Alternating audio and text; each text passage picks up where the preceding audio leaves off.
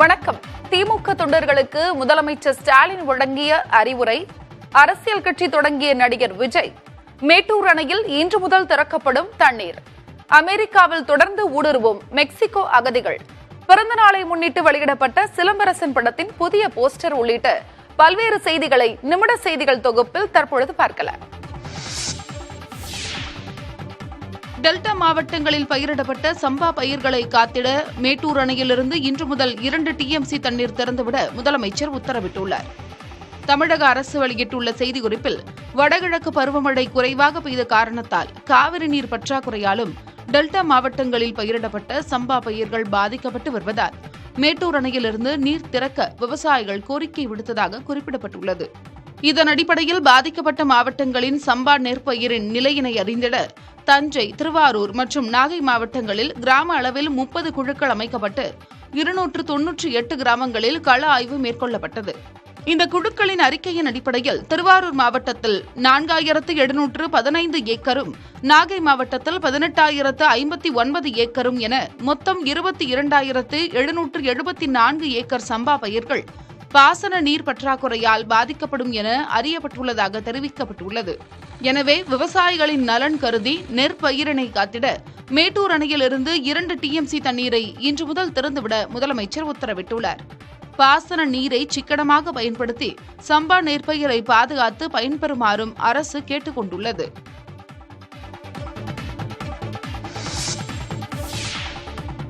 நடிகர் விஜய் புதிதாக அரசியல் கட்சியினை தொடங்கியுள்ளார். தமிழக வெற்றிக் கழகம் என தனது கட்சியின் பெயரையும் தலைமை தேர்தல் ஆணையத்தில் பதிவு செய்துள்ளார். தமிழக வெற்றிக் கழகத்தின் தலைவராக உள்ள விஜய் வெளியிட்டுள்ள முதல் அறிக்கையில், பிறப்போக்கும் எல்லா உயிர்க்கும் என கூறப்பட்டுள்ளார். அன்பான தமிழ்நாட்டு மக்கள் அனைவருக்கும் என் பணிவான வணக்கங்கள் என அறிக்கையை தொடங்கியுள்ள விஜய் மக்கள் இயக்கம் மூலம் தன்னால் இயன்ற வரையில் பல்வேறு மக்கள் நலத்திட்டங்களையும் சமூக சேவைகளையும் செய்து வந்தேன் என சுட்டிக்காட்டியுள்ளார். ஊழல் மலிந்த அரசியல் கலாச்சாரம், பிளவுவாத அரசியல் கலாச்சாரம் என இருபுறமும் உள்ள நிலையில் எண்ணி துணிக கருமம் என்ற வள்ளுவன் வாக்கின்படியே தமிழக வெற்றிக் கழகம் என்ற அரசியல் கட்சியை தொடங்கியுள்ளதாக தெரிவித்துள்ளார். 2026ஆம் ஆண்டு சட்டமன்ற தேர்தலில் போட்டியிட்டு வெற்றி பெற்று மக்கள் விரும்பும் அடிப்படை அரசியல் மாற்றத்திற்கு வழி வகுப்பதுதான் நமது இலக்கு என விஜய் குறிப்பிட்டுள்ளார். 2024 நாடாளுமன்ற தேர்தலில் போட்டியில்லை என்றும் எந்த கட்சிக்கும் தமிழக வெற்றிக் கழகத்தின் ஆதரவு இல்லை என்றும் அவர் தெரிவித்துள்ளார். அரசியல் என்பது மற்றொரு தொழில் அல்ல, அது ஒரு புனிதமான மக்கள் பணி என்றும், அரசியல் பொழுதுபோக்கு அல்ல, எனது ஆழமான வேட்கை என்றும் கூறியுள்ள விஜய், ஒப்புக்கொண்டுள்ள இன்னொரு திரைப்படத்தை முடித்துக் கொண்டு முழுமையாக மக்கள் சேவைக்கான அரசியலில் ஈடுபட உள்ளேன் என்றும் அறிவித்துள்ளார். நாடாளுமன்ற மக்களவையின் 40 தொகுதிகளிலும் வெற்றியை உறுதி செய்ய வேண்டும் என கட்சி தொண்டர்களை முதலமைச்சர் மு க ஸ்டாலின் அறிவுறுத்தியுள்ளார். முதலமைச்சரும் திமுக தலைவருமான மு க ஸ்டாலின் கட்சி தொண்டர்களுக்கு எழுதியுள்ள மடலில், வருகின்ற நாடாளுமன்ற தேர்தலில் தமிழ்நாட்டில் மட்டுமின்றி இந்தியா முழுமைக்கும் வெற்றி வியூகத்தை வகுக்க வேண்டிய பொறுப்பு நிறைந்த இடத்தில் திமுக உள்ளதாக தெரிவித்துள்ளார். பாசிச பாஜக ஆட்சியின் சர்வாதிகார ஜனநாயக விரோத போக்கிற்கு முடிவு கட்ட வேண்டிய உறுதியுடன் இருக்கிறோம் என்றும் முதலமைச்சர் குறிப்பிட்டுள்ளார். தோழமை உணர்வை மதித்தும் நாட்டின் நிலைமையை உணர்ந்தும் கூட்டணி கட்சிகளுடனான பேச்சுவார்த்தைகள் சுமூகமாக நடைபெற்று வருவதாகவும் முதலமைச்சர் தெரிவித்துள்ளார்.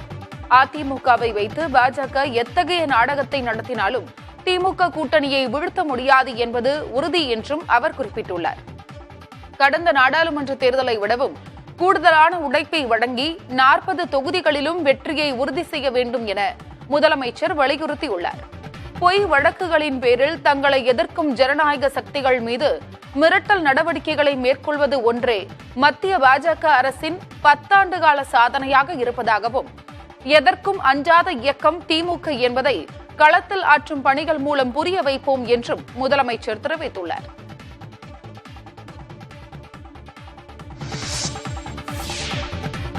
காவிரி ஆணைய கூட்டத்தில் மேகதாது விவகாரத்தை நீர்வளத்துறை ஆணையத்தின் பார்வைக்கு எடுத்துச் செல்ல அனுமதித்த திமுக அரசை கண்டிப்பதாக அதிமுக பொதுச் செயலாளர் எடப்பாடி பழனிசாமி தெரிவித்துள்ளார். அதிமுக ஆட்சி காலத்தில் மேகதாது அணை குறித்து ஆணையத்தில் விவாதிக்கவோ அது பற்றி விவாத பொருளில் கொண்டு வரவோ அனுமதித்ததில்லை என எடப்பாடி பழனிசாமி தெரிவித்துள்ளார். கடந்த 1ஆம் தேதி நடந்த காவிரி மேலாண்மை ஆணைய கூட்டத்தில் விவாத பொருளில் மேகதாது அணை குறித்து பேச வேண்டும் என கர்நாடக அதிகாரிகள் கூறியதாக அவர் சுட்டிக்காட்டியுள்ளார். விவாத பொருளில் மேகதாது அணை விவகாரம் இருப்பதை ஏற்கனவே அறிந்தும் திமுக அரசும் கலந்து கொண்ட அதிகாரிகளும் ஏன் ஆட்சேபனை தெரிவிக்கவில்லை என இபிஎஸ் வினவியுள்ளார். விதிகளுக்கு புறம்பாக மேகதாது பிரச்சினை குறித்து கர்நாடக அரசு அதிகாரிகள் பிரச்சினை எழுப்பியபோது அதனை கடுமையாக விமர்சித்து வெளிநடப்பு செய்யாமல் வாக்கெடுப்பில் கலந்து கொண்டது ஏன் எனவும் அவர் கேள்வி எழுப்பியுள்ளார். அன்றைய கூட்டத்தில் எதிர்ப்பு தெரிவித்து வெளிநடப்பு செய்திருந்தால் மேகதாது அணை விவகாரம் நீர்வள ஆணையத்தின் பார்வைக்கு சென்றிருக்காது என்றும் இபிஎஸ் தெரிவித்துள்ளார். திமுக அரசும் கர்நாடக காங்கிரஸ் அரசும் திரைமறைவு நாடகத்தை நடத்தி காவிரி நதிநீர் பிரச்சினையில் மீண்டும் துரோகத்தை நிகழ்த்தி வருவது கண்டனத்திற்கு உரியது என்றும் தமிழகத்தை வஞ்சிக்க முயற்சிக்கும் எந்த பிரச்சனையையும் அதிமுக பார்த்துக் கொண்டு சும்மா இருக்காது என்றும் இபிஎஸ் குறிப்பிட்டுள்ளார். தமிழகத்தின் காவிரி நீர் உரிமையை துளியளவும் விட்டுக் கொடுக்க கூடாது என திமுக அரசை கடுமையாக எச்சரிப்பதாகவும் எடப்பாடி பழனிசாமி தெரிவித்துள்ளார். தமிழகம் முழுவதும் வெள்ளியன்று 6 இடங்களில் சோதனை நடத்தப்பட்டதாகவும் இதில் மடிக்கணினி, கைபேசிகள் மற்றும் சிம் கார்டுகள் கைப்பற்றப்பட்டதாகவும் தேசிய புலனாய்வு முகமை தெரிவித்துள்ளது. தமிழகத்தில் நாம் தமிழர் கட்சியைச் சேர்ந்தவர்களின் வீடுகளில் தேசிய புலனாய்வு முகமை அதிகாரிகள் வெள்ளியன்று சோதனை நடத்தினர். இது தொடர்பாக தேசிய புலனாய்வு முகமை வெளியிட்டுள்ள செய்திக்குறிப்பில், விடுதலை புலிகளால் ஈர்க்கப்பட்ட இருவரிடம் ஆயுதங்கள் கைப்பற்ற வழக்கின் அடிப்படையில் சென்னை, திருச்சி, கோவை, சிவகங்கை, தென்காசி உள்ளிட்ட இடங்களில் சோதனை நடத்தப்பட்டதாக தெரிவிக்கப்பட்டுள்ளது. இந்த சோதனையில் ஒரு மடிக்கணினி, 7 கைபேசிகள், சிம் கார்டுகள், பென்டிரைவ்கள் போன்றவற்றோடு LTTE மற்றும் அதன் தலைவர் பிரபாகரன் தொடர்பான புத்தகங்கள் போன்றவை கைப்பற்றப்பட்டதாகவும் தேசிய புலனாய்வு முகமை அறிக்கையில் குறிப்பிடப்பட்டுள்ளது.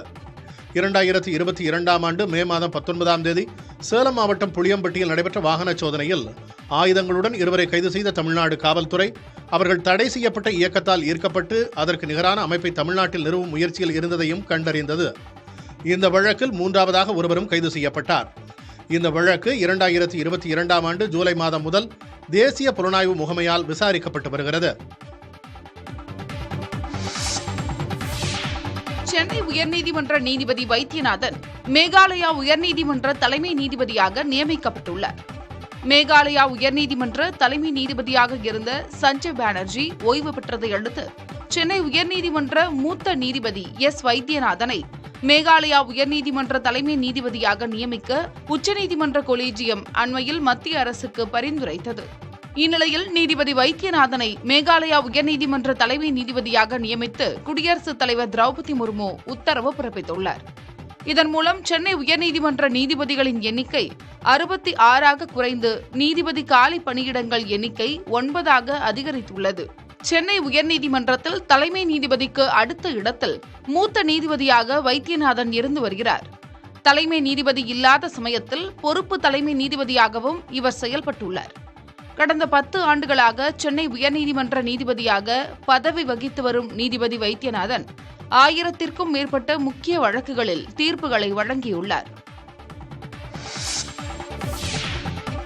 சனாதன தர்மம் குறித்து பேசிய வழக்கில் அமைச்சர் உதயநிதி ஸ்டாலினுக்கு பெங்களூரு சிறப்பு நீதிமன்றம் சம்மன் அனுப்பியுள்ளது. சென்னையில் கடந்த ஆண்டு செப்டம்பர் 2ஆம் தேதி சனாதன ஒழிப்பு மாநாடு நடைபெற்றது.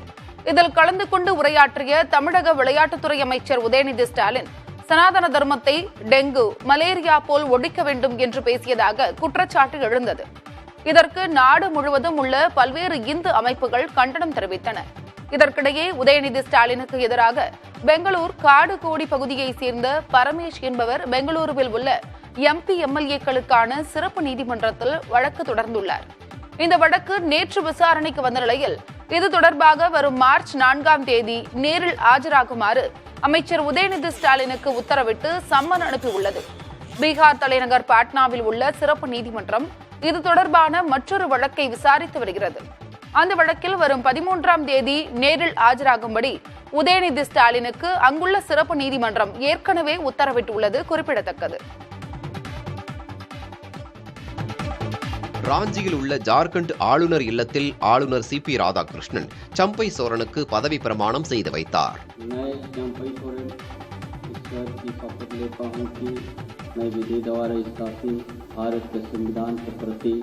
அவருடன் காங்கிரஸ் மூத்த தலைவர் ஆலம்கீர் ஆலம் மற்றும் RJD தலைவர் சத்யானந்த் போக்டா ஆகியோர் அமைச்சர்களாக பதவியேற்றுக் கொண்டனர். ஜார்க்கண்ட் முக்தி மோர்ச்சா கட்சி தலைமையிலான கூட்டணியின் மூத்த தலைவர்கள் இந்த நிகழ்வில் பங்கேற்றனர். 43 எம்எல்ஏக்களின் ஆதரவு கடிதத்துடன் ஆளுநர் CP ராதாகிருஷ்ணனை சந்தித்து ஆட்சி அமைக்க உரிமை கோரிய நிலையில் வியாழக்கிழமை அன்று ஆளுநர் CP ராதாகிருஷ்ணன் ஆட்சி அமைக்க அழைப்பு விடுத்தார். 10 நாட்களுக்குள் பெரும்பான்மையை நிரூபிக்க வேண்டும் என்றும் அறிவுறுத்தப்பட்டதாக கூறப்படுகிறது. இதற்கிடையே ஆளும் ஜார்க்கண்ட் முக்தி மோர்ச்சாவை சேர்ந்த 43 எம்எல்ஏக்கள் ஹைதராபாத் சென்றடைந்தனர். குதிரை பேரம் நடக்கக்கூடும் என்ற சந்தேகத்தின் அடிப்படையில் இந்த நடவடிக்கை எடுக்கப்பட்டுள்ளது. முன்னதாக நில மோசடி மற்றும் சொத்து குவிப்பு புகார்களில் அமலாக்கத்துறையினரால் விசாரிக்கப்பட்டு வந்த ஜார்க்கண்ட் மாநில முதல்வர் ஹேமந்த் சோரன் கடந்த ஜனவரி 31ஆம் தேதி அமலாக்கத்துறை அதிகாரிகளால் கைது செய்யப்பட்டார். அதற்கு முன்பாகவே தனது முதல்வர் பதவியை அவர் ராஜினாமா செய்திருந்த நிலையில் அவர் ராஞ்சியில் உள்ள சிறப்பு நீதிமன்றத்தில் ஆஜர்படுத்தப்பட்டார். அமலாக்கத்துறை அவரை 10 நாட்கள் காவலில் எடுத்து விசாரிக்க கோரிய நிலையில் 5 நாட்கள் விசாரிக்க அனுமதி வழங்கப்பட்டுள்ளது. மெக்சிகோவிலிருந்து அமெரிக்காவுக்குள் சட்டவிரோதமாக நுழைந்து வரும் அகதிகள் அமெரிக்க அதிகாரிகளிடம் சரணடைந்து வருகின்றனர். ஈகிள் பாஸ் பகுதியில் அமைந்துள்ள ரியோ கிராண்ட் நதியை அபாயகரமான முறையில் கடந்து அமெரிக்க எல்லைக்குள் நுழையும் முயற்சிகளில் மெக்சிகோ நாட்டை சேர்ந்தவர்கள் ஈடுபட்டு வருகின்றனர். அதோடு எல்லையில் அமைக்கப்பட்டுள்ள முள்வேலிகளை அறுத்து எல்லைக்குள் ஊடுருவி வருகின்றனர்.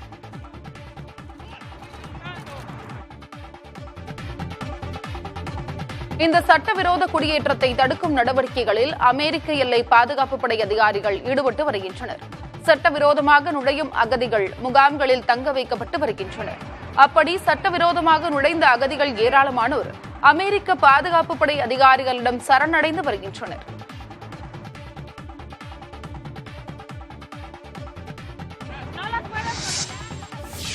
இங்கிலாந்து அணிக்கு எதிரான 2வது டெஸ்டில் தொடக்க ஆட்டக்காரர் ஜெய்ஸ்வாலின் சிறப்பான ஆட்டத்தால் இந்திய அணி முதல் நாள் ஆட்ட முடிவில் 6 விக்கெட்டுகள் இழப்பிற்கு 366 ரன்கள் குவித்துள்ளது.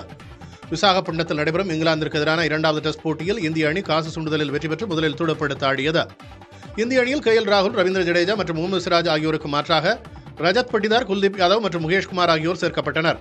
இங்கிலாந்தை பொறுத்தவரையில் ஜாக் லீச் மற்றும் மார்க் வூட்டிற்கு பதிலாக ஷோயப் பஷீர் மற்றும் ஜேம்ஸ் ஆண்டர்சன் ஆகியோர் களம் கண்டனர். இந்தியாவின் ரஜத் பட்டிதார், இங்கிலாந்தின் ஷோயப் பஷீர் ஆகியோருக்கு இது அறிமுக போட்டியாகும்.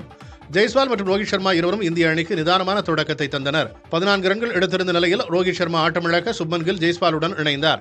முதல் டெஸ்ட் போட்டியைப் போல் அல்லாமல் சிறிது நேரம் களத்தில் இருந்த சுப்மன் கில் 34 ரன்கள் எடுத்து ஆட்டமிழந்தார். மறுமுனையில் சிறப்பாக ஆடிய ஜெய்ஸ்வால் அரை சதம் கடந்தார். பின்னர் வந்த வீரர்களில் அறிமுக வீரர் ரஜத் பட்டிதார் மட்டும் 32 ரன்கள் எடுத்தார். ஸ்ரேயாஸ் மற்றும் அக்சர் இருவரும் தலா 27 ரன்களை எடுத்தனர்.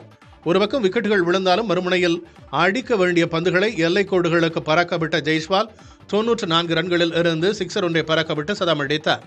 முதல் நாள் முடிவில் இந்திய அணி 6 விக்கெட்டுகள் இழப்பிற்கு 366 ரன்களை எடுத்திருந்தது. ஜெய்ஸ்வால் 17 பவுண்டரிகள், 5 சிக்ஸர்கள் உதவியுடன் 179 ரன்களுடனும் ரவிச்சந்திரன் அஸ்வின் 5 ரன்களுடனும் ஆட்டம் இழக்காமல் இருந்தனர். இங்கிலாந்தின் ஷோயப் பஷீர், ரெஹான் அகமது ஆகியோர் தலா 2 விக்கெட்டுகளை வீழ்த்தினர்.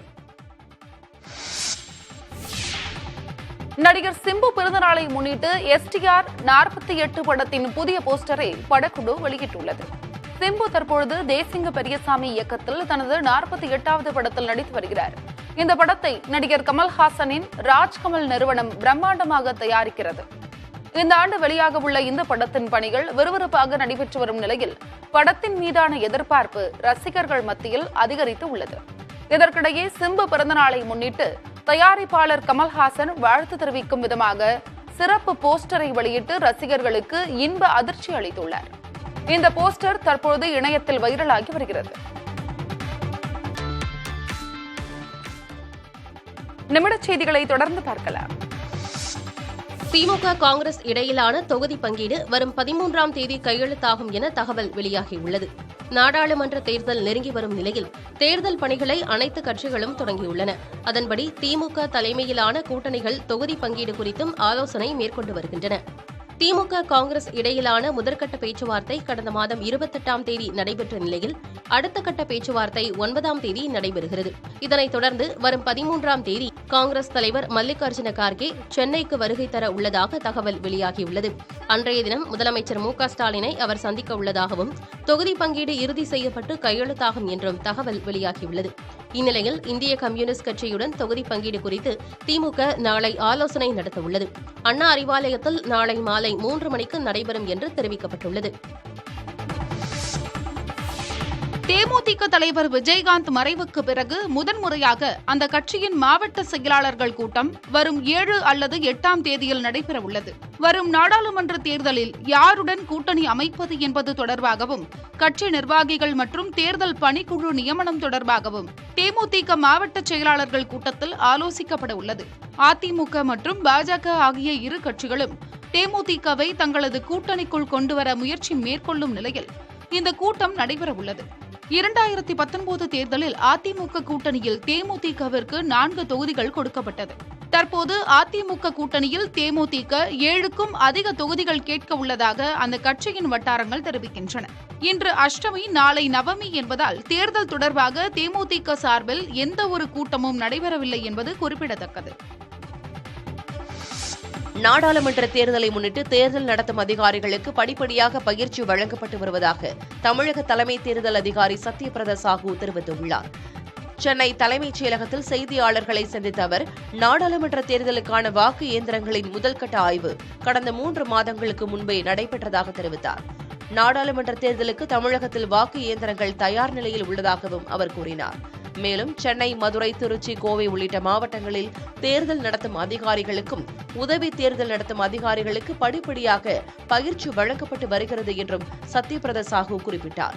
விரைவில் நாடாளுமன்ற தேர்தல் வர இருக்கும் நிலையில் தமிழகத்திற்கு கூடுதல் தலைமை தேர்தல் அதிகாரி கேட்கப்பட்டுள்ளதாகவும் அவர் செய்தியாளர்களிடம் கூறினார். அரசியல் கட்சி தொடங்கியுள்ள நடிகர் விஜயின் மக்கள் பணி சிறக்க பாராட்டுகளை தெரிவித்துக் கொள்வதாக அமைச்சர் உதயநிதி ஸ்டாலின் தெரிவித்துள்ளார். சென்னையில் செய்தியாளர்களை சந்தித்த அவர் இவ்வாறு கூறினார். இந்திய ஜனநாயகத்தில் யாருக்கு வேணா அரசியல் இயக்கம் துவங்குகின்ற இந்திய ஜனநாயகத்தில் யாருக்கு வேணா அரசியல் இயக்கம் ஆரம்பிக்கின்ற அந்த உரிமை இருக்கிறது. நடிகர் விஜய் அவர்கள் இந்த முடிவு எடுத்திருக்கிறார். அவருக்கு நம் அனைவரும் சேர்ந்து பாராட்டுகள். அவருடைய மக்கள் பணி சிறக்கட்டும். 2026 சட்டமன்ற தேர்தலில் விஜய் போட்டியிடப் போவதால் திமுகவுக்கு எந்த பாதிப்பும் ஏற்படாது என திமுக மக்களவை உறுப்பினர் கனிமொழி தெரிவித்துள்ளார். ஜனநாயக நாட்டுல யார் வேணாலும் அரசியலுக்கு வரலாம். அதனால அவருக்கும் அரசியலுக்கு வருவதற்கான எல்லா உரிமையும் இருக்கு. அதை பத்தி கருத்து சொல்ல நான் விரும்பல. நிச்சயமா திராவிட முன்னேற்ற கழகத்திற்கு எந்த பாதிப்பும் இருக்காது. முதலமைச்சர் அவர்களுடைய நல்லாட்சியை பொறுத்துத்தான் அதற்காக ஒரு பரிசாகத்தான் மக்கள் நிச்சயமாக திராவிட முன்னேற்ற கழகத்திற்கு வாக்களிப்பார்கள். விஜய் கட்சி தொடங்கியது குறித்து கருத்து தெரிவித்துள்ள மத்திய இணையமைச்சர் எல் முருகன், ஜனநாயக நாடான இந்தியாவில் யார் வேண்டுமானாலும் மக்களுக்கு சேவை செய்ய கட்சி தொடங்கலாம் என்று கூறியுள்ளார். ஜனநாயக நாடு இந்தியா உலகத்திலேயே ஒரு மிகப்பெரிய ஜனநாயக நாடு இந்தியா. அதாவது மதர் ஆஃப் டெமோக்ரஸி என்று சொல்லக்கூடிய நாடு நம்மளுடைய பாரத நாடு. அதுல கட்சி ஆரம்பிச்சு பொதுமக்களுக்கு சேவை செய்வது யார் வேணாலும் வரலாம். அதில் நம்மளுடைய தமிழகத்தை சார்ந்த நல்ல சிறந்த சினிமா நடிகர் திரு விஜய் அவர்கள் ஒரு கட்சி தொடங்கி மக்களுக்காக சேவை செய்ய வேண்டும் என்ற நோக்கில் அவர் வந்திருக்கிறார். என்னுடைய வாழ்த்துக்கள் அவருக்கு. அதை நான் வரவேற்கிறேன். சாக்லேட் தருவதாக கூறி ஏமாற்றி அழைத்து சென்று 3 சிறுமிகளை பாலியல் வன்கொடுமை செய்த நபர் சென்னையில் கைது செய்யப்பட்டுள்ளார். சென்னை திருவான்மியூர் பகுதியைச் சேர்ந்த 7 வயது சிறுமியின் பெற்றோர் ஒருவர் நீலாங்கரை அனைத்து மகளிர் காவல் நிலையத்தில் புகார் ஒன்றை அளித்தார். கடந்த 17ஆம் தேதி தனது மகள் வீட்டிற்கு வெளியே விளையாடிக் கொண்டிருந்த போது அடையாளம் தெரியாத நபர் ஒருவர் அடுக்குமாடி குடியிருப்பின் மொட்டை மாடிக்கு அழைத்து சாக்லேட் தருவதாக கூறி பாலியல் வன்கொடுமை செய்ததாக அவர் தெரிவித்துள்ளார். விசாரணையில் அடையாளம் தெரியாத நபர் சிறுமியை பாலியல் வன்கொடுமை செய்திருந்தது தெரியவந்தது. இதனையடுத்து போக்சோ உள்ளிட்ட 3 பிரிவுகளின் கீழ் வழக்கு பதிவு செய்து காவல்துறையினர் தீவிர விசாரணை மேற்கொண்டனர். இதேபோல் அந்த நபர் சாக்லேட் தருவதாக கூறி மேலும் 3 சிறுமிகளை பாலியல் வன்கொடுமை செய்தது விசாரணையில் தெரியவந்தது. தொடர்ந்து சிசிடிவி கேமராக்களை ஆய்வு செய்து விசாரணை மேற்கொண்டதில் பாதிக்கப்பட்ட சிறுமிகள் அடையாளம் காட்டியதன் அடிப்படையில் சம்பந்தப்பட்ட நபரை காவல்துறையினர் கைது செய்தனர். புதுக்கோட்டை மாவட்டம் அறந்தாங்கி பகுதியைச் சேர்ந்த யோவான் என்பவரிடம் நடத்தப்பட்ட விசாரணையில் தனக்கு திருமணம் ஆகாததால் மன உளைச்சலுக்கு ஆளாகி சிறுமியர்களை குறிவைத்து பாலியல் வன்கொடுமை செய்து வந்ததாக வாக்குமூலம் அளித்துள்ளார். புதுச்சேரியில் உள்ள புனித அந்திரேயா ஆலயத்தின் 279வது ஆண்டு பெருவிழாவினையொட்டி நடைபெற்ற ஆடம்பர தேர் திருவிழாவில் 500க்கும் மேற்பட்ட கிறிஸ்தவர்கள் கலந்து கொண்டனர். அலங்கரிக்கப்பட்ட ஆடம்பர தேரில் குழந்தையுடன் மாதா வைக்கப்பட்டு தேர் பவனி வெகு விமர்சையாக நடைபெற்றது.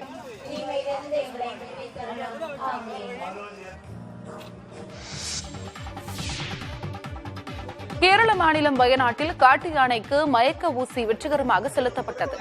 கடந்த ஜனவரி 17ஆம் தேதி கர்நாடக மாநில ஹாசன் மாவட்டத்தில் பிடிக்கப்பட்ட காட்டு யானைக்கு வனத்துறையினர் தண்ணீர் என பெயரிட்டு அதன் கழுத்தில் ரேடியோ காலர் கருவியை பொருத்தி நாகர்ஹோலோ புலிகள் காப்பக வனப்பகுதியில் விட்டனர். அந்த யானை கேரள மாநிலம் வயநாடு மாவட்டத்தில் உள்ள மானந்தவாடி நகர் பகுதியில் புகுந்தது. யானையை வனப்பகுதிக்குள் விரட்டுவதற்காக வனத்துறையினர் பல்வேறு முயற்சிகளை மேற்கொண்டனர். ஆனால் யானை தொடர்ந்து நகர் பகுதிக்குள்ளேயே சுற்றி திரிந்தது. யானையை மயக்க ஊசி செலுத்தி பிடிப்பதற்கான உத்தரவை கேரள முதன்மை வன உயிரின பாதுகாவலர் வழங்கினார். அதற்கு முன்பாகவே காட்டு யானை உள்ள பகுதிக்கு 3 கும்கி யானைகள் வரவழைக்கப்பட்டன. இந்நிலையில் மணந்தவாடியில் உள்ள வாழை தோட்டத்தில் இருந்த யானைக்கு முதல் மயக்க ஊசி செலுத்தப்பட்டது. தொடர்ந்து மேலும் 2 மயக்க ஊசிகள் செலுத்தி யானையை கட்டுக்குள் கொண்டு வந்த வனத்துறையினர் 3 கும்கி யானைகளின் உதவியுடன் பிடிபட்ட யானையை லாரியில் ஏற்றினர். யானையை பந்திப்பூர் புலிகள் காப்பகத்தில் விடுவதற்காக வனத்துறையினர் திட்டமிட்டு இருந்த நிலையில் அதன் காலில் காயங்கள் இருப்பது தெரியவந்ததால் சிகிச்சை அளிப்பதற்காக யானையை கர்நாடகாவில் உள்ள கிராமப்புற யானைகள் காப்பகத்திற்கு கொண்டு சென்றுள்ளனர்.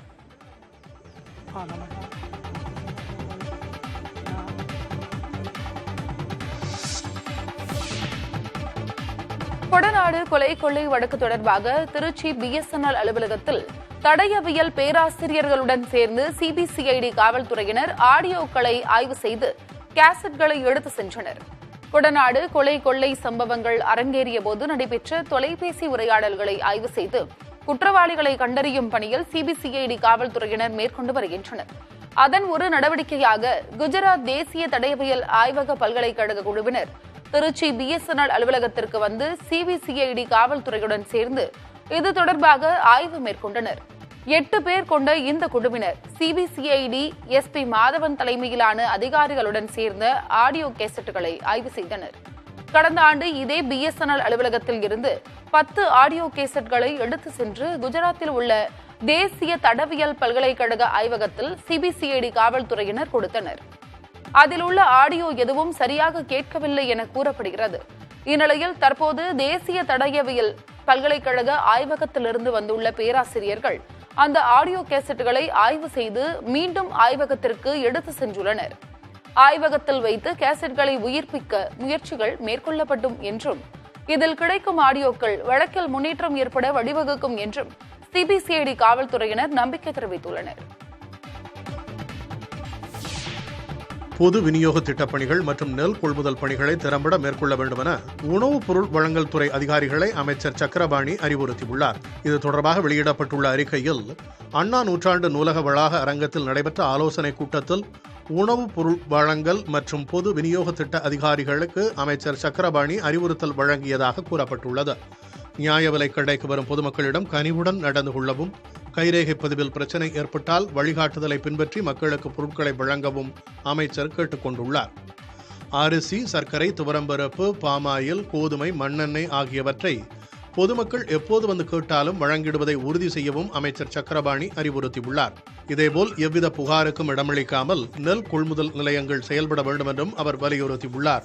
விவசாயிகள் கொண்டுவரும் நெல்லினை உடனுக்குடன் கொள்முதல் செய்யவும், நெல் கொள்முதலுக்கு தேவையான பொருட்கள் மழையில் நனையாமல் இருப்பதை உறுதி செய்ய வேண்டும் என்றும் அமைச்சர் அறிவுரை வழங்கினார். நெல் கொள்முதலில் முறைகேடு நடைபெற்றால் கடுமையான நடவடிக்கை எடுக்கப்படும் என்றும் அதற்கு மண்டல முதுநிலை மேலாளர்கள், மண்டல மேலாளர்களுமே பொறுப்பேற்க வேண்டும் எனவும் அமைச்சர் சக்கரபாணி எச்சரிக்கை விடுத்துள்ளார். தருமபுரி மாவட்டம் தொப்பூர் அருகே கர்ப்பிணிகளுக்கு சட்டவிரோதமாக கருவின் பாலினம் குறித்து தெரிவித்த 2 பேர் கைது செய்யப்பட்டுள்ளனர். இயந்திரம் வைத்து தற்காலிக முகாம்கள் அமைத்து ஒரு கும்பல் சட்டவிரோதமாக கருவின் பாலினம் தெரிவித்ததால் மற்றும் கருகலைப்பு ஆகிய நடவடிக்கைகளில் ஈடுபட்டு வருவதாக கருவின் பாலின தேர்வு செய்தல் தடை சட்ட மாநில கண்காணிப்பு குழுவினருக்கு ரகசிய தகவல் கிடைத்தது.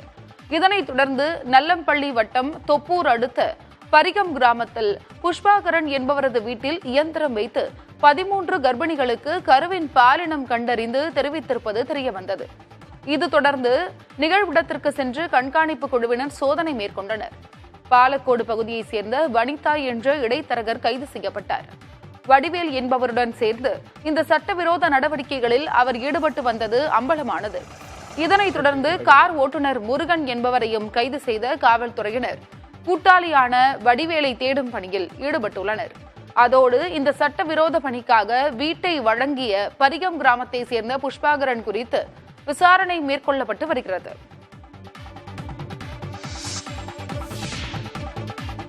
கர்நாடகாவில் கணவன் செய்த சித்திரவதையால் 12 ஆண்டுகளாக வீட்டில் அடைக்கப்பட்டு கிடந்த பெண்ணை காவல்துறையினர் மீட்டுள்ளனர். மைசூர் மாவட்டம் HD கோட்டை தாலுகா ஹரிகே கிராமத்தை சேர்ந்தவர் சுனாலயா. தொழிலாளியான இவருக்கு ஷீலா என்பவருடன் 12 ஆண்டுகளுக்கு முன்பு திருமணம் நடந்தது. சுனாலயாவுக்கு இது 3வது திருமணமாகும். அவர் ஏற்கனவே 2 பேரை திருமணம் செய்திருந்தார். சுனாலயாவின் கொடுமை தாங்காமல் அவர்கள் 2 பேரும் சுனாலயாவை விட்டு பிரிந்து சென்று விட்டதாக கூறப்படுகிறது.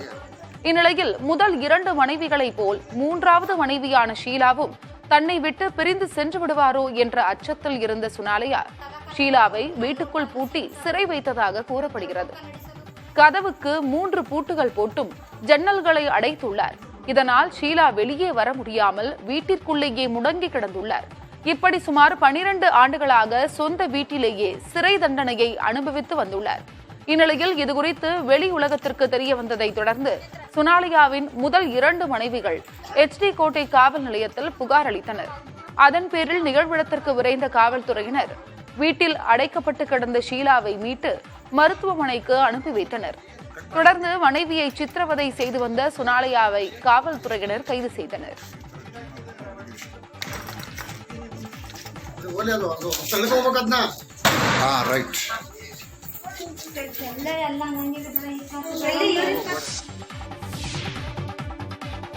தூத்துக்குடி மாவட்டம் சாத்தான்குளம் அருகே புடு மற்றும் தூசி கிடந்த பீர் குடித்த நபர் மயக்கமடைந்து மருத்துவமனையில் அனுமதிக்கப்பட்டுள்ளார். பன்னம்பாறையை சேர்ந்த சண்முகம் என்பவர் குடும்ப நிகழ்வுக்காக முதலூர் பகுதிக்கு வந்துள்ளார். தொழிலாளியான இவர் நண்பர்களுடன் சேர்ந்து மது அருந்த முடிவு செய்து முதலூரில் உள்ள அரசு டாஸ்மாக் மதுபான கடைக்கு சென்றுள்ளார். அங்கு 2 பீர் பாட்டில்களை வாங்கி குடித்துள்ளார். அப்போது அவருக்கு திடீரென வயிற்று வலி ஏற்பட்டு அங்கேயே அவர் மயக்கமடைந்து விழுந்துள்ளார். உடனடியாக அங்கிருந்தவர்கள் அவரை மீட்டு சாத்தான்குளம் அரசு மருத்துவமனையில் சிகிச்சைக்காக அனுமதித்தனர். அங்கு அவருக்கு முதற்கட்ட சிகிச்சை அளிக்கப்பட்டு மேல் சிகிச்சைக்காக நெல்லை மருத்துவக் கல்லூரி மருத்துவமனைக்கு அனுப்பி வைக்கப்பட்டார். இதற்கிடையே சண்முகம் அருந்திய பீர் பாட்டிலை ஆய்வு செய்தபோது அதில் புழு மற்றும் தூசி இருந்தது தெரியவந்தது. இதுகுறித்து கூறிய சண்முகம் மாவட்ட நிர்வாகம் இதில் உரிய நடவடிக்கை எடுக்க வேண்டும் என கேட்டுக்கொண்டார்.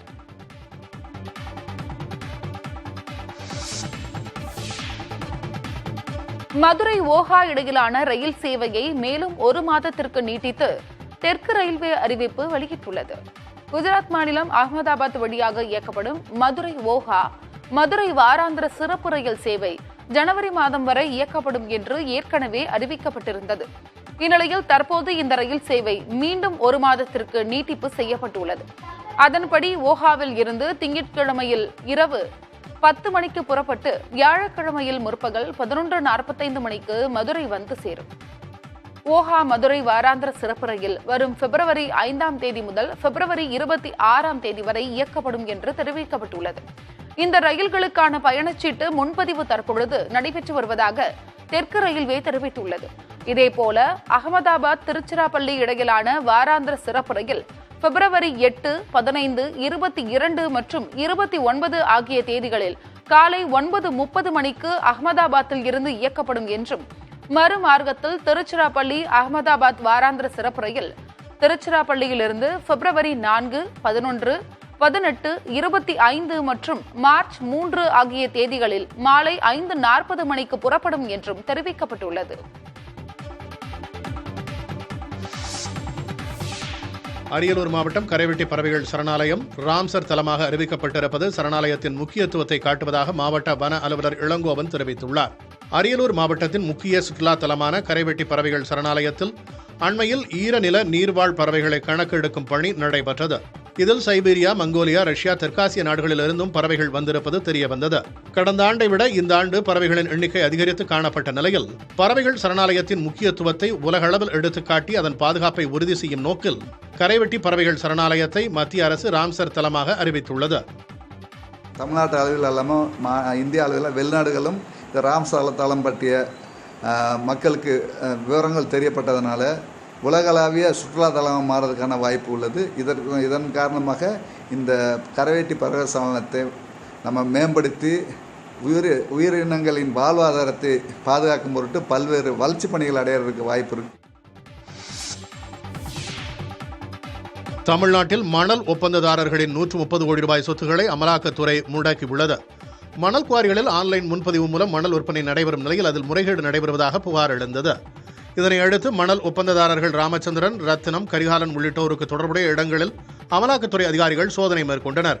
ஓய்வு பெற்ற பொதுப்பணித்துறை பொறியாளர் திலகம், நீர்வளத்துறை தலைமை பொறியாளர் முத்தையா ஆகியோரது வீடுகளிலும் சோதனை நடத்தப்பட்டது. இதனிடையே மணல் குவாரி ஒப்பந்ததாரர்களின் 130 கோடியே 60 லட்சம் ரூபாய் மதிப்பிலான சொத்துகள் முடக்கப்பட்டுள்ளதாக அமலாக்கத்துறை செய்திக்குறிப்பில் தெரிவிக்கப்பட்டுள்ளது. ராமச்சந்திரன், ரத்தினம், கரிகாலன் ஆகியோரது வங்கிக் கணக்குகளில் 2 கோடியே 25 லட்சம் ரூபாய்க்கு பணப்பரிமாற்றம் நடந்திருப்பதாகவும் தெரிவிக்கப்பட்டுள்ளது. புதுச்சேரியில் பிரபல தோல் பொருட்கள் தயாரிக்கும் தொழிற்சாலைக்கு சொந்தமான 8 இடங்களில் வருமான வரித்துறை அதிகாரிகள் சோதனை நடத்தினர். புதுச்சேரியில் பிரபல தொழிலதிபர் திலீப் கபூருக்கு சொந்தமான தோல் பொருள் தயாரிக்கும் தொழிற்சாலைகள் உள்ளன. இங்கு தயாரிக்கப்படும் காலணி, ஷூ, பெல்ட், பர்ஸ் உள்ளிட்ட தோல் பொருட்கள் புதுச்சேரி நகரப்பகுதி மற்றும் விமான நிலையங்களில் விற்பனை செய்யப்படுகின்றன. இந்நிலையில் ஓதியம்பட்டு, அரியாங்குப்பம், மிஷன் வீதி உள்ளிட்ட பகுதிகளில் உள்ள திலீப் கபூருக்கு சொந்தமான கடைகள் மற்றும் நட்சத்திர விடுதிகளில் வருமான வரித்துறை அதிகாரிகள் சோதனை மேற்கொண்டனர். வருமான வரித்துறையில் அளிக்கப்பட்ட தகவலுக்கும் ஜிஎஸ்டி வரி கட்டியதற்கும் முரண்பாடுகள் இருப்பதாகவும், தோல் தொழிற்சாலையிலிருந்து வெளிநாட்டிற்கு பொருட்கள் ஏற்றுமதி செய்யப்பட்டதற்கு உரிய ஆவணங்கள் சமர்ப்பிக்கப்படவில்லை என்றும் கூறப்படுகிறது. ராஜஸ்தான் மாநில முன்னாள் முதலமைச்சர் அசோக் கெலாட் கொரோனா வைரஸ் மற்றும் பன்றிக் காய்ச்சலால் பாதிக்கப்பட்டுள்ளார். இதை எக்ஸ் வலைதளத்தில் பதிவு மூலம் உறுதிப்படுத்தியுள்ளார் அவர். கடந்த சில நாட்களாக காய்ச்சலால் அவதியுற்று வந்ததால் மருத்துவர்களின் அறிவுரையின்படி மருத்துவ பரிசோதனை மேற்கொண்டதாக குறிப்பிட்டுள்ளார். பரிசோதனையில் கொரோனா வைரஸ் மற்றும் பன்றிக் காய்ச்சல் தான் பாதிக்கப்பட்டுள்ளதாக உறுதிப்படுத்தப்பட்டுள்ளதாக தெரிவித்துள்ளார். இதன் காரணமாக அடுத்த 7 நாட்களுக்கு தன்னால் யாரையும் சந்திக்க முடியாத நிலை ஏற்பட்டுள்ளதாக அவர் தெரிவித்தார். மாறிவரும் பருவநிலையால் பல்வேறு உடல் உபாதைகள் ஏற்பட வாய்ப்புள்ளதால் பொதுமக்கள் அனைவரும் தங்கள் உடல் நலன் மீது அக்கறை செலுத்த வேண்டும் என அசோக் கெலாட் கேட்டுக் கொண்டுள்ளார். திருப்பதி மலைக்கோயிலில் கடந்த மாதம் 116 கோடியே 46 லட்சம் ரூபாய் ஏழுமலையானுக்கு காணிக்கை பெறப்பட்டுள்ளது. கடந்த டிசம்பர் மாதம் திருப்பதி கோவிலில் ஏழுமலையானை 21,09,000 பக்தர்கள் வழிபட்ட நிலையில் அவர்கள் கோவில் உண்டியலில் 116 கோடியே 46 லட்சம் ரூபாய் காணிக்கையாக செலுத்தியுள்ளனர். கடந்த மாதம் 1 கோடியே 3 லட்சம் லட்டுகள் விற்பனையாகியுள்ள நிலையில் ஏழுமலையானுக்கு தலைமுடிவு சமர்ப்பணம் செய்து மொட்டை போட்டுக்கொண்ட பக்தர்களின் எண்ணிக்கை 7,05,000 உள்ளது.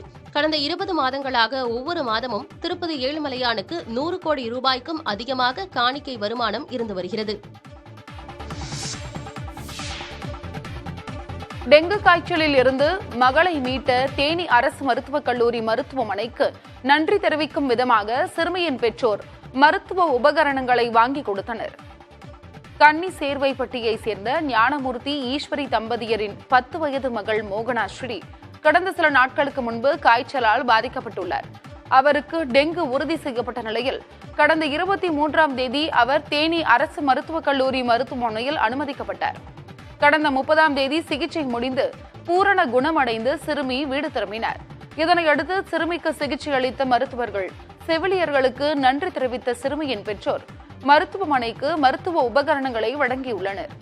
செயற்கை சுவாச கருவி, இரத்த அழுத்த பரிசோதனை கருவி, இரத்தத்தில் சர்க்கரையை கண்டறியும் கருவி உள்ளிட்ட மருத்துவ உபகரணங்களை சிறுமியின் பெற்றோர் மருத்துவமனைக்கு வழங்கியுள்ளனர். இங்க 24 ஹவர்ஸும் என் பொண்ணை பார்த்துக்கிறதுக்கு டாக்டர் போட்டு நல்லா பார்க்குறாங்க. யாருமே பார்க்கலன்னு நினைக்காதீங்க. நம்மெல்லாம் கஷ்டப்படுற குடும்பத்துலேருந்து வந்திருக்கோம். இங்கே அட்மிட் பண்ணி நல்லா பார்த்து க்யூர் பண்ணி அனுப்புகிறாங்க. என் பொண்ணை நல்லபடியாக கொடுத்துருக்காங்க. தென் அமெரிக்க நாடான சிலியில் காட்டுத்தீயால் பல ஏக்கர் நிலங்கள் தீயில் எரிந்து கருகின.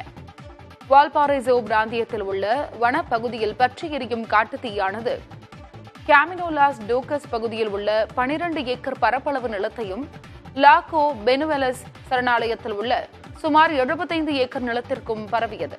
இதனால் ஆயிரக்கணக்கான மரங்கள் தாவரவியல் தீயில் முற்றிலும் எரிந்து கருகின.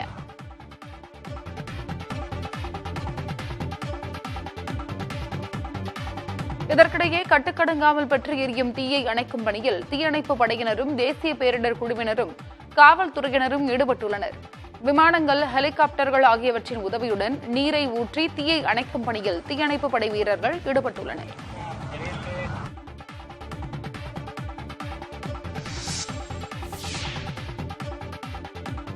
முதன்முறையாக இந்தியாவின் UPI பணவர்த்தனையை ஏற்கும் ஐரோப்பிய நாடாக பிரான்ஸ் மாறியுள்ளது.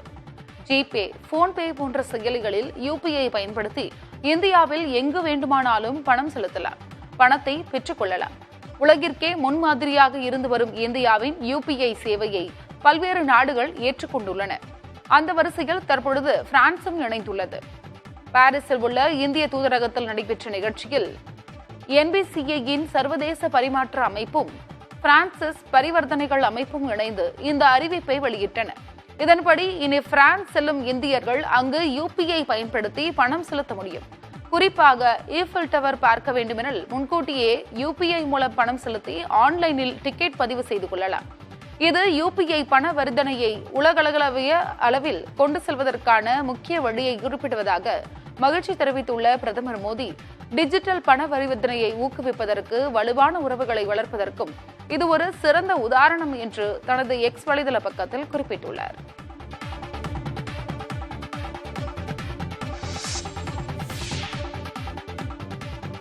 LIC திரைப்படத்தில் நாம் தமிழர் கட்சியின் ஒருங்கிணைப்பாளர் சீமான் முக்கிய கதாபாத்திரத்தில் நடிக்க உள்ளதாக தகவல் வெளியாகியுள்ளது. காத்து வாக்குல 2 காதல் படத்தின் வெற்றிக்கு பிறகு இயக்குனர் விக்னேஸ்வன் LIC என்ற புதிய படத்தை இயக்கவுள்ளார். இந்த படத்தில் பிரதீப் ரங்கநாதன், கீர்த்தி ஷெட்டி, SJ சூர்யா உள்ளிட்ட பலர் நடிக்கின்றனர். இந்த படத்திற்கு அனிருத் இசையமைக்கிறார்.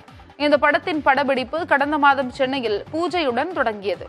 இந்நிலையில் LIC திரைப்படத்தில் நாம் தமிழர் கட்சியின் ஒருங்கிணைப்பாளர் சீமான் முக்கிய கதாபாத்திரத்தில் நடிக்க உள்ளதாக கூறப்படுகிறது. இதில் பிரதீப் ரங்கநாதனுக்கும் அப்பாவாக நடிக்க உள்ளதாக தகவல் வெளியாகியுள்ளது. இதுகுறித்த அதிகாரப்பூர்வ அறிவிப்பு விரைவில் வெளியாகும் என்று தெரிவிக்கப்பட்டுள்ளது.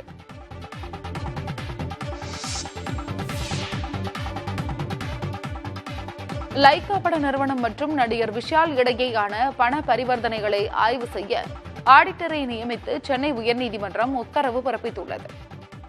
விஷால் பிலிம் ஃபேக்டரி பட தயாரிப்பு நிறுவனத்திற்காக பைனான்சியர் அன்பு செழியனுடன் நடிகர் விஷால் 21,29 லட்சம் ரூபாய் கடனாக பெற்றிருந்தார். இதனை லைகா புரொடக்ஷன் நிறுவனம் ஏற்றுக்கொண்டு செலுத்திய நிலையில் விஷால் அந்த தொகையை மீண்டும் செலுத்தவில்லை என கூறி லைகா நிறுவனம் சென்னை உயர்நீதிமன்றத்தில் வழக்கு தொடர்ந்திருந்தது. அந்த வழக்கில் 15 கோடி ரூபாய் பணத்தை மனுதாரரின் வழக்கு வங்கிக் கணக்கில் டெபாசிட் செய்ய தனி நீதிபதி உத்தரவிட்டிருந்தார். இந்நிலையில் வழக்கு கடந்த முறை விசாரணைக்கு வந்தபோது தங்கள் இருவருக்கும் இடையே நடைபெற்ற பண பரிவர்த்தனை குறித்து ஆய்வு செய்ய ஆடிட்டர் ஒருவரை நியமிக்க விஷால் கோரிக்கை விடுத்திருந்தார். இதனை லைகா நிறுவனமும் ஏற்றுக்கொண்டது. இந்நிலையில் இருவரின் கோரிக்கையை ஏற்ற நீதிபதி PT ஆஷா ஆடிட்டர் ஸ்ரீ கிருஷ்ணா என்பவரை நியமித்து உத்தரவிட்டார். அவரிடம் 3 ஆண்டுகளுக்கான வருமான வரி கணக்கு விவரங்களையும் இன்றைய நாள் வரைக்குமான வங்கிக் கணக்கு விவரங்களையும் தாக்கல் செய்ய இருதரப்பிற்கும் நீதிபதி உத்தரவிட்டுள்ளார். மேலும் உரிய முறையில் ஆய்வு செய்து அதன் அறிக்கையை தாக்கல் செய்ய ஆடிட்டர் ஸ்ரீ கிருஷ்ணாவிற்கு நீதிபதி உத்தரவிட்டுள்ளார்.